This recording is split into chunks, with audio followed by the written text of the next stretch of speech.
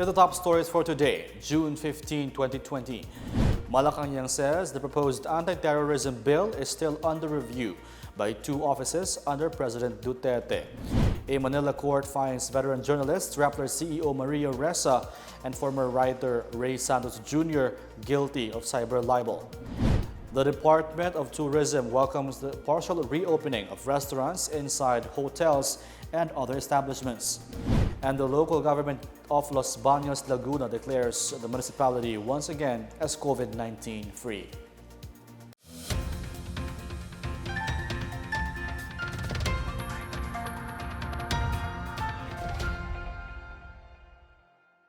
Good day, I'm Rom Dulfo. Welcome to PNA Newsroom. The anti-terrorism bill faced waves of protests in the last weeks, while its proponents and supporters also raising their voices for its passage. Malacanang says the Office of the President is still reviewing the controversial measure after hurdling Congress. According to presidential spokesperson Harry Roque, one office have already submitted the recommendation, while the other two are still scrutinizing the bill. The bill was submitted by Congress to Malacanang on June 9 for President Duterte's approval. President Duterte can either sign, veto, or let it lapse into law after 30 days of receipt. President Duterte is weighing in on three options for the new quarantine classification to be implemented tomorrow, June 16. Presidential spokesperson Harry Roque said the president could retain the general community quarantine over Metro Manila and Cebu, place them in the least strict modified GCQ, or return them to more strict modified enhanced community quarantine or MECQ. Roque said the high number of cases in Metro Manila and Cebu do not seem to deem a transition from the current GCQ to MGCQ. The C3R10 section of the NLEX Harbor Link Segment 10 in Navotas City officially opens this morning. The completion of the 2.6-kilometer new section shall connect the port area in Manila to NLEX within 15 to 20 minutes. The NLEX Harbor Link is considered as one of the high-impact projects under the Build Infrastructure Program and is the first project to be completed during the general community quarantine. DPWH Secretary Mark Villar led the opening ceremony. Also present are Executive Secretary Salvador Medialdea, DCDA President and CEO Vince Dizon, DOTR Secretary Arthur Tugade, and PCAO Secretary Martin Andanar. Today, we witnessed the opening of the NLEX Harbor Link, an initiative meant to unload traffic from existing thoroughfares and ease the burden of daily commuters, in keeping with this administration's commitment of providing a comfortable life for all Filipinos. PNP Chief General Archie Gamboa has ordered a thorough investigation on the alleged victim-blaming posts of police officers on social media. Gamboa made the directive after the Lucban Municipal Police Station's social media post was criticized by netizens when it said that women should not wear short clothing and then report sexual harassment after. Gamboa said the PNP strongly advocates the protection of women and children and maintains a strict set of guidelines on the use of social media. The Directorate for Police Community Relations will conduct a webinar to train and reorient the personnel on gender sensitivity and awareness. A lawmaker seeks to flesh out the mechanics of the proposed tax measure on online business sellers. Albay Representative Joey Salceda said he has set a congressional hearing to check whether it was meant for big firms engaged in digital transactions or if it would also include small-time sellers. Salceda said he would seek for exemptions from the government tax agency so as not to burden the small entrepreneurs in these difficult times. Under the Customs Modernization and Tariff Act, Train Law, and the Barangay Micro Business Enterprise Law, sellers whose imports is below 10,000 pesos will be exempted from the duties, while those whose revenue is under 3 million pesos will not register for value-added tax. Still to come, a Manila court finds Rappler CEO Maria Ressa and former writer Ray Santos Jr. guilty of cyber libel. The Department of Tourism welcomes the partial reopening of restaurants inside hotels and other establishments. More on these when the PNA Newsroom continues.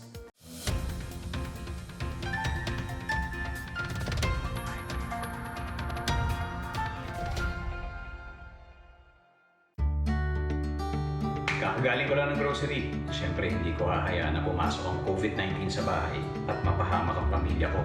Kaya iiwan ko ang sapatos ko sa labas. At ngayon, maghuhugas ako ng kamay ng 20 seconds.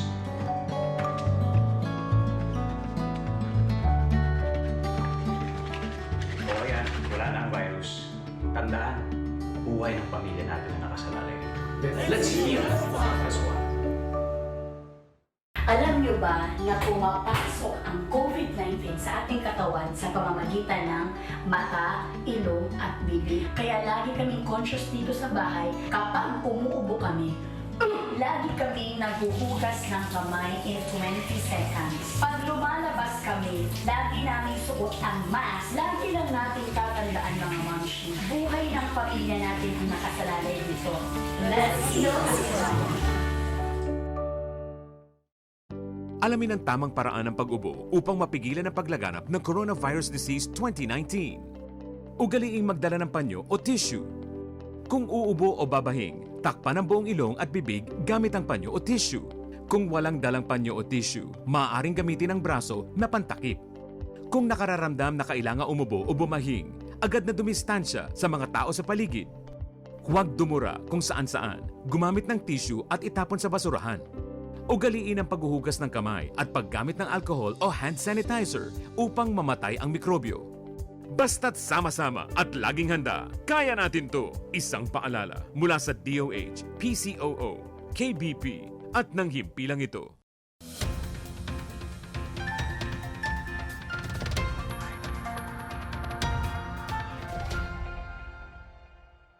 Veteran journalist Rappler CEO Maria Ressa and former Rappler researcher Reynaldo Santos Jr. were found guilty of cyber libel over a 2012 article that linked businessman Wilfredo Keng to alleged illegal activities. Ressa and Santos are the first journalists to be found guilty of cyber libel in the Philippines. The court has meted the penalty of 6 months to 6 years imprisonment. Ressa and Santos are allowed to remain free after posting bail. Ressa and Santos were also ordered to indemnify businessman Wilfredo Keng with 200,000 pesos in moral damages and 200,000 pesos in exemplary damages. The case stemmed on a story written in 2012 which alleged that businessman Wilfredo Keng had links to illegal drugs and human trafficking. Ressa said the court's decision was devastating and her camp would keep fighting. The Bangko Sentral ng Pilipinas or BSP expects a surplus in dollar flows for the rest of the year as imports dropped due to the COVID-19 pandemic. BSP Governor Benjamin Diokno said lower imports would mean a narrower trade deficit by year's end, which in turn would likely help keep the peso strong against the greenback.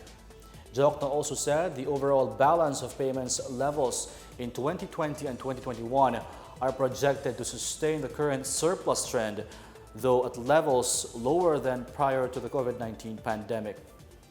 This balance of payments will fall from the central bank's original 0.7% GDP forecast made in November 2019 to 0.2% in the revised May 2020 projection and increase to 0.6% by 2021.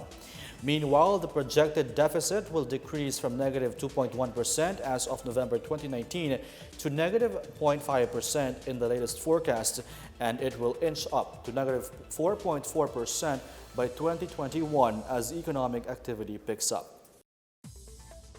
In our business news, the Department of Trade and Industry, or DTI, has expressed support for various bills related to e-commerce, particularly House Bill 6122 or the Internet Transactions Act. DTI Secretary Ramon Lopez made the announcement in commemoration of the 20th year of Republic Act 8792 or the Electronic Commerce Act of 2000. Lopez cited the need to revisit the law to make it more relevant to the times by making into account the substantial developments in technology, the widespread use of internet, and the growing e-commerce sector. Other bills that aim to promote the digital economy include House Bill 6927 on E-Government Act, House Bill 6926 and Senate Bill 1469 on the National Digital Careers Act and SB 1470 on the National Digital Transformation Policy. Lopez earlier expressed confidence that e-commerce in the country will continue to grow and help the economy recover from over 2 months of strict quarantine restrictions. Lopez said he expects e-commerce transactions in the country to go up to about 80% of future transactions from the current 10%. Meanwhile, Communications Secretary Martin Andanar said the country has started embracing digitization, which has helped improve delivery of services and online purchases of products, food, and other basic needs. The Tourism Department welcomes the approval of the partial dine-in operations of restaurants.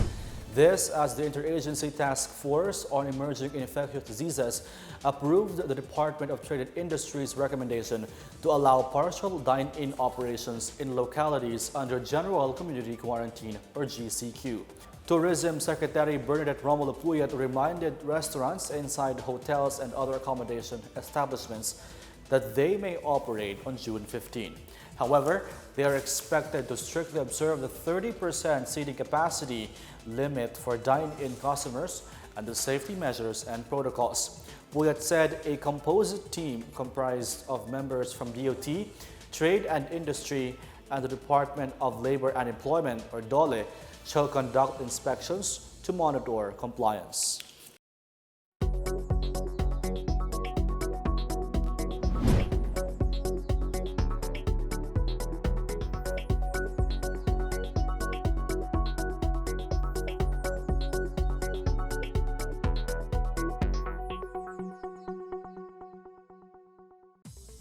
Some barangays in Negros Occidental joined calls to condemn the armed insurgency conflict.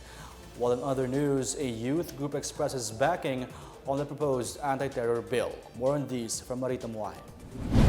5 barangays in Negros Occidental were the latest to condemn the atrocities of the Communist Party of the Philippines, New People's Army, and its political wing, the National Democratic Front. Residents of Barangay Canlandog in Murcia Town held a peace rally to condemn the atrocities and illegal activities of the CPP-NPA.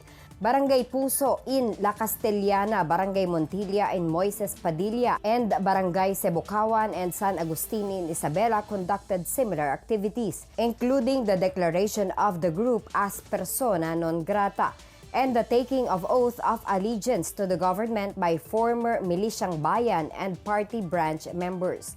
The village folks declared their stand on Friday as part of the commemoration of the 122nd Philippine Independence Day. Meanwhile, Davao del Norte Governor Edwin Jubahib has backed the passage of the Anti-Terrorism Act of 2020, saying terrorism has impeded the growth and progress of society. Jubahib said the bill comes at a time when it is most needed to protect the nation, its people, and the future of Filipinos. He stressed that the bill is timely with the heightened international efforts in the ASEAN region to stamp out terrorism and related security threats. In Bulacan, leaders and members of the Kabataan Kontra Droga at Terorismo expressed their support for the proposed anti-terrorism bill. The group cited the urgent need for the measure to be passed so that they would not fall victim to the menaces of illegal drugs and terrorism. KKDAT aims to strengthen the bond between the police and the youth in the renewed fight against the threats of illegal drugs and terrorism in the country. Brigadier General Rodel Sermonia, Regional Director of the Police Regional Office 3, told the youth the importance of volunteerism and active participation in the government's fight through the KKDAT program. In other news, the League of Parents of the Philippines are backing the proposed anti-terror bill. LPP Chairperson Remy Rosadio said the measure will serve against violent extremism and the brainwashing and recruitment of youth into the armed movement. She meanwhile urged her fellow parents to remain vigilant as they all seek normal life for their children. For the PNA Newsroom, I'm Marita Muahe. Up next, The local government of Los Baños, Laguna declares the municipality once again as COVID-19 free. And Davao de Oro launches the online bagsakan for local producers and wholesalers. The PNA Newsroom returns after these reminders.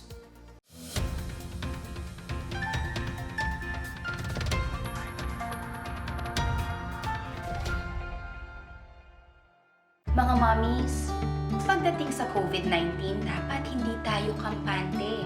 Bagamat hindi nakikita ang sakit na ito ay nakamamatay. At hanggang ngayon wala pa rin lunas. Kaya protektahan natin ang ating pamilya. Laging maghugas ng kamay, huwag hahawakan ng mukha, at manatili sa bahay para makaiwas sa sakit na ito. Tandaan, buhay ng pamilya natin ang nakasalalay dito. Let's hear this one. Hi Caps! Kamusta? Well, ito dahil sa COVID-19, medyo stress. Okay lang yan, Caps. Napagdaanan ko din yan. Ano kaya pwede natin gawin, no? Kung nararamdaman mo na gulong-gulo ka na sa mga naririnig mo, sa mga nababasa mo, mag-pause ka muna, saka ka huminga ng malalim. Buti na lang tumawag ka. Iba talaga pag may nangangamusta. A strong body starts with a strong mind. Tama. Let's heal as one.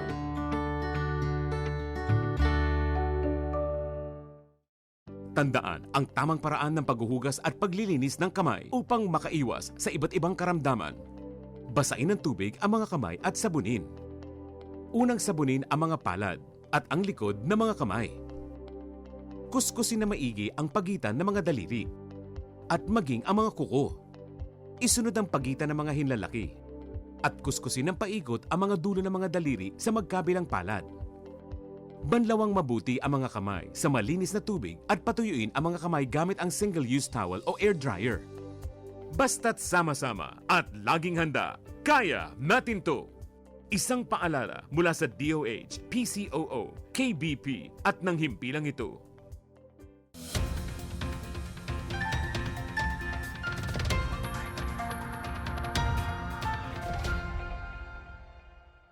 The provincial government of Los Baños, Laguna announces that it is once again free from COVID-19.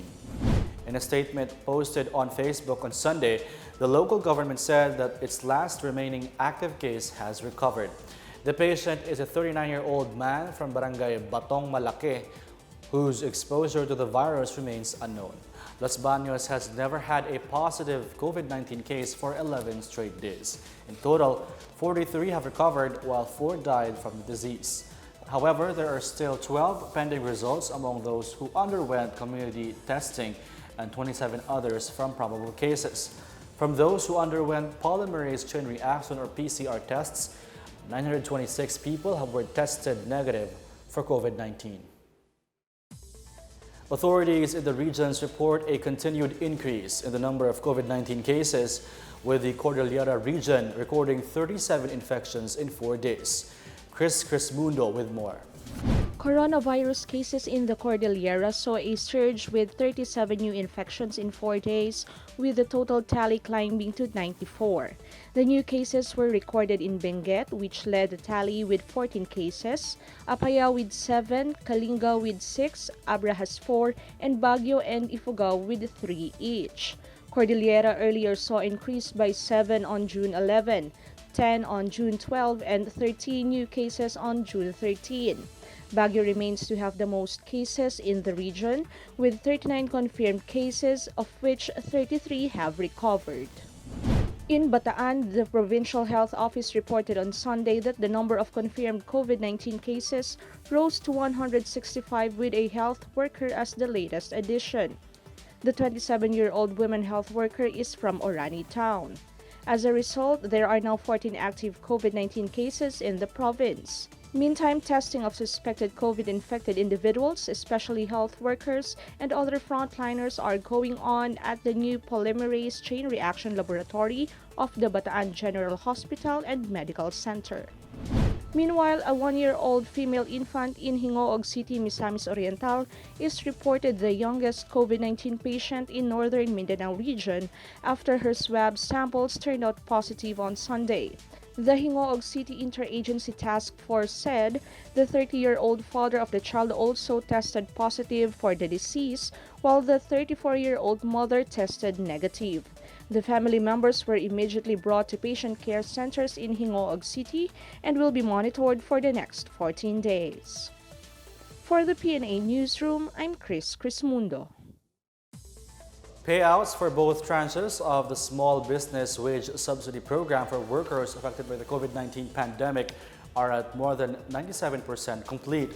Finance ASEC Antonio Osilito Lambino II said for the first tranche, 3 million or 98% of the 3.09 million qualified beneficiaries have their SBWS ready for withdrawal or pickup. For the second tranche, 2.96 million or 97.4% of beneficiaries have their SBWS available. More than 44 billion pesos worth of subsidies for 2 months have been credited directly to the intended beneficiaries in less than 2 months. Lambino said the speed in delivering aid was due to the SBWS program being largely automated and digital. The SBWS supports qualified employees of small businesses who did not get paid for at least 2 months due to the work stoppages amid the spread of COVID-19. Each qualified worker is entitled to receive 5,000 to 8,000 pesos monthly for 2 months. In our foreign news, U.S. Federal Reserve says COVID-19 and the measures taken to protect public health have induced a sharp decline in U.S. economic activity. Among the severe economic repercussions was a surge in job losses, with the unemployment rate, which had been at a 50-year low, soaring to a post-war record high. The unemployment rate jumped to a post-World War II high of 14.7% in April and then moved down to 13.3% in May. Since February, employers have shed nearly 20 million jobs from payrolls. The U.S. Labor Department said the number of initial jobless claims in the United States totaled 1.54 million last week as reopening efforts continued across the nation. According to the central bank's economic projection, the unemployment rate could fall to 9.3% in the fourth quarter of this year before reaching 6.5% by the end of next year. The provincial government of Davao de Oro has launched an online platform for producers and wholesalers where they can buy and sell their fresh farm produce without going to the market. Fresh farm produce on sale at the online Bagsakan includes agri-based and fishery products. The program aims to promote and market locally produced products in a bid to help ensure food security in the province. The program will prioritize residents of Davao de Oro and duly registered farmers in the municipality of origin. Individual or farmer cooperatives are welcome to join. Interested participants may sign up online or by getting in touch with their respective municipal agriculturist offices.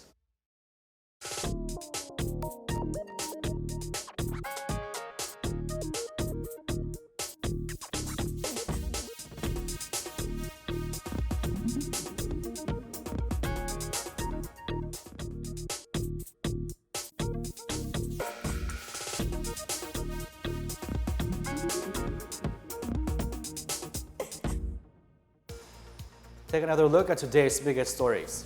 Malacanang says the proposed anti-terrorism bill is still under review by 2 offices under President Duterte. A Manila court finds veteran journalist, Rappler CEO Maria Ressa and former writer Ray Santos Jr. guilty of cyber libel. The Department of Tourism welcomes the partial reopening of restaurants inside hotels and other establishments. And the local government of Los Baños, Laguna declares the municipality once again as COVID-19 free. Thanks for watching another episode of the PNA Newsroom. To check more news content, head on to the Philippine News Agency's Facebook and Twitter accounts. For more news about the government, how it serves Filipinos, look for these hashtags on all our social media platforms and websites. We are shown on the pages of the PCOO and its attached agencies. Also watch us on television on PTV4 and IBC 13. And that's really those are the biggest stories that you need to know from PNA Newsroom. I am Rob Dulfo. Good day and keep safe.